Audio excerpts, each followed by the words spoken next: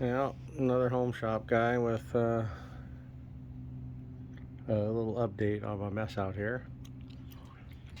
I did a thing and bought this. Let's see if I can get back far enough. Alright. So, of course, the sun's giving us a crappy view, but this is a 1971 Chevy 3/4 ton. It's a C20, two-wheel drive, 3/4 ton, 402 big block, 400 turbo tranny.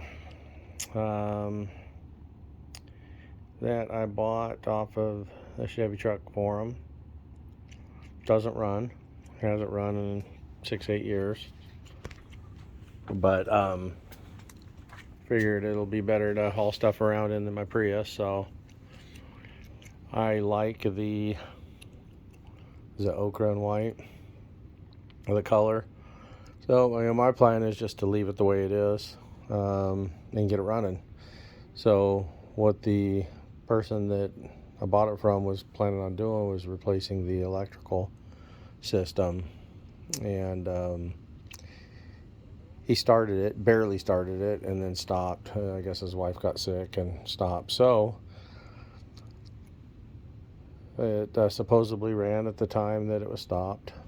So my plan on this thing is to get it running. So everything that I'm doing around the shop is going to stop, and I'm just going to work on this truck and get it running so that I can, well, one, park it out on the street and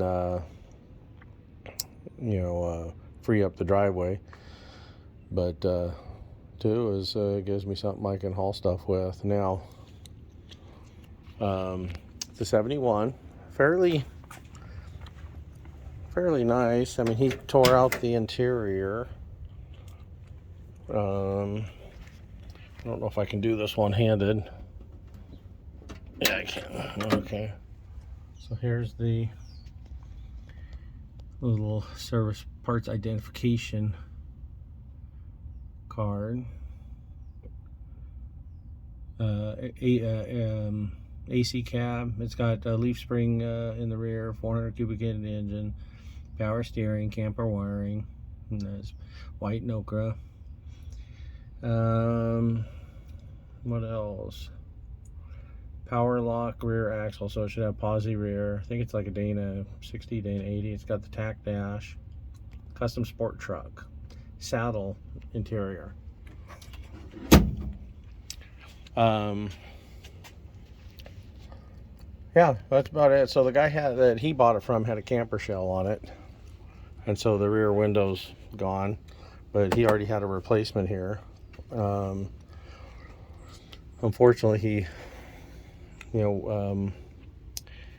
the prior owner that had the camper shell made all these holes and took the window out, so they had this like little vinyl snap thing, kind of like a tonneau cover, that opened up between it and the camper shell. So the prior owner started welding up the holes, but he stopped, and so there's the rest of them. So I'll have to do that and then try to match the paint as best I can, because I don't plan on replacing or repainting this thing. I just want to use it. Probably need to get a new steering wheel. That one's pretty trashed, but I can get a smaller aftermarket one, power steering. He got the, is it Russ or Ron Francis wiring harness for it, which is really nice, but the American Auto Wire one uses, the fuse panel mounts in the factory location, which I kind of like that. So I'm not sure if I'm gonna keep the Russ Francis one or Ron Francis one or not. Let's see. Let me pause this. All right. So the reason he was going to rewire it was because the guy with the camper shell just really did like a hack job, wiring job, and At one time he drove it and some wires up here somewhere started smoldering, so he stopped driving it. He said that the heads were replaced with an earlier 60s heads. It has all the AC components. He said when he parked it, at the time he parked it, the AC worked fine. So I doubt that's going to be the case after 6 or 8 years, but all the parts are there, so that's good. Right here is where the Ron Francis wiring, where he started to do the wire. And all he really did was pulled out the original fuse panel and ran the starter wires that would go down to the starter. That's as far as he got. This little opening here is where the original fuse panel would be mounted in the bulkhead there, and would come through and plug in. And that's the only thing I don't like about this Ron Francis one, is it doesn't have that, so you have to just run everything through a little grommet. The prior owner was gonna weld up that hole, which I don't want to do, but I might make a plate for it to cover it up, assuming I stick with the wiring harness I have. What else?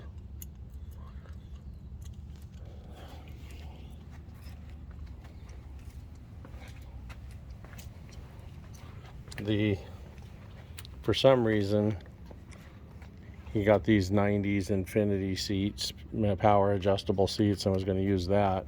But the original, original bench seat, which is correct for the truck, is in great shape. So I'm planning on using that. I like that better than 90s Infinity bucket seats anyway. So I'm going to use this seat. I'm going to put the gas tank back in.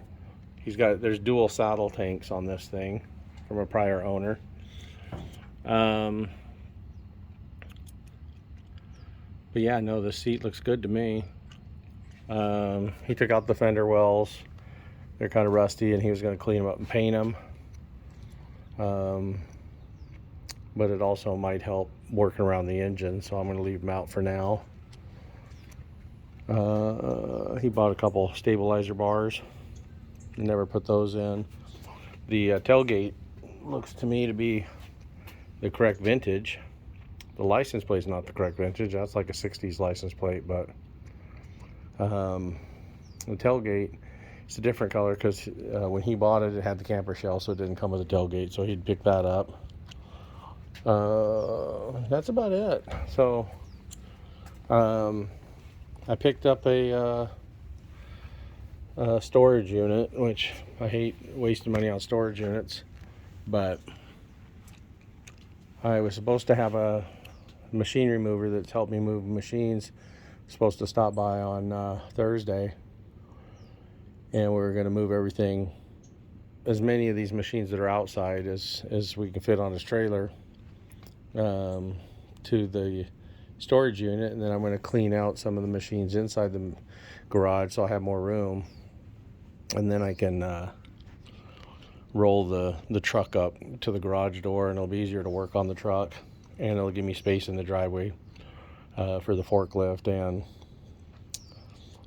for another car to be parked back behind the gate. That's about it. I don't know if there's any interest or not. I know there's interest in these old trucks. They're popular. The reason I got this was grew up in a Chevy family, so I'm a Chevy guy. And 5 or 6 years ago, I had a little Chevy C10 two-wheel drive short bed that I was working on, and I was doing, I had it off the frame, was doing a whole bunch because it needed a bunch of work, and when I just looked at it, it was just sitting back here because I had so many other projects to work on, so I got rid of it. And obviously I regret that decision. The price of the short beds have just skyrocketed. So this is a long bed, but I think it's more practical for me to use. Minimal rust, so I'm actually pretty happy about the rust situation. I'm really not seeing too much up in the drip rails, which is other than surface. So that's a big deal. There is the front part of the doors here in this front corner on both sides has the rust, but the rest of it, the cab corners, the rockers, they all look pretty good. So it just got delivered yesterday. I bought it down in the San Diego area, East San Diego County area, and that's it.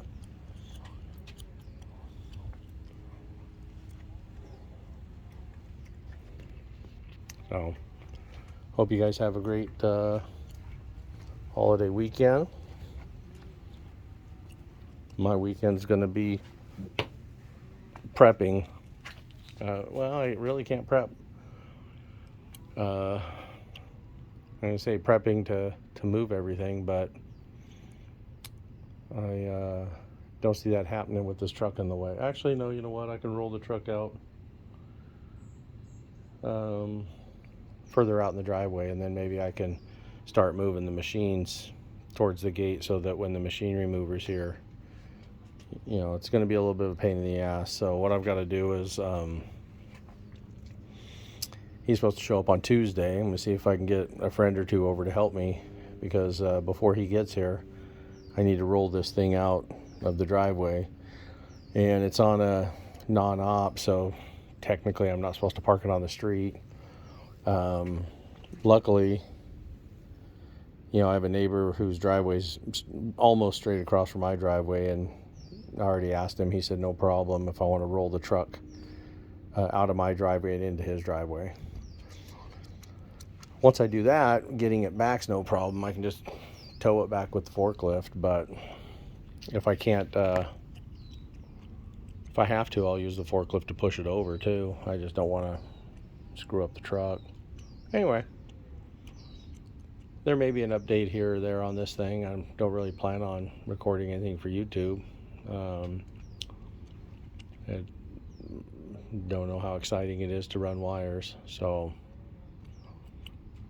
maybe I'll show it once I get it, when I'm ready to start it. That's about it. Take care, guys. Thanks. Bye.